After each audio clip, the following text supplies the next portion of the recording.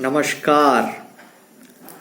हम अक्सर समय की गति को नापना चाहते हैं और हमें लगता है कि समय बदल रहा है या समय में कुछ गति होगी।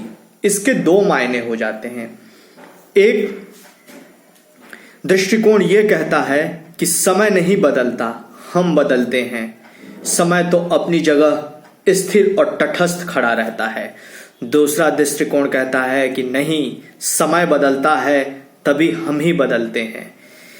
मैंने ये विचार को सोचकर एक कविता लिखी थी और वो इस प्रकार है कि समय की गति में ही चिंतन का सार है, पर हमें कहाँ विश्राम है।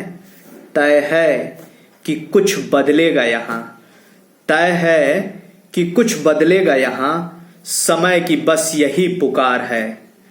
आरंभ से अंत तक ठहराव नहीं होता, माया के इस चक्र का कहीं विश्राम नहीं होता।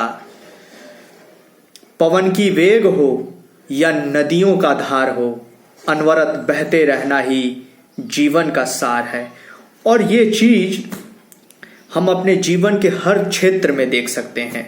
मानवीय जीवन हमेशा संघर्षों से भरा होता है और हमारे सामने जो भी परिस्थितियां आती हैं उसमें हमें एक क्षण तटस्थ होके थोड़ा रुकना पड़ता है, देखना पड़ता है, सोचना पड़ता है, आत्मचिंतन करना पड़ता है कि आखिर हमारा बहाव कहीं सही दिशा में है या गलत दिशा में है।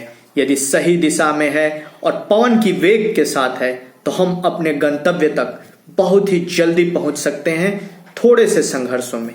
लेकिन यदि कहीं पवन की वेग या समय की परिस्थितियां आपके अनुकूल नहीं हैं तो आपका संघर्ष बढ़ जाएगा। लेकिन आपको उस परिस्थिति में बस बहते रहना है, क्योंकि ना आज तक कभी हवा का बहना रुका, ना नदियों का वेग रुका। उसी तरह हमें हमेशा परिस्थितियों को बदलने के लिए प्रयासरत रहना पड़ेगा।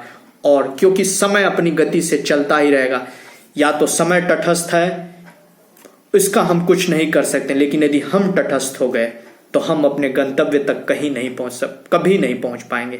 इसलिए समय की गति में ही चिंतन का सार है और आपको विश्राम नहीं करना है, अपने गंतव्य तक पहुंचना है और संघर्षों में कभी घबराना नहीं है। जय हिंद, जय भारत।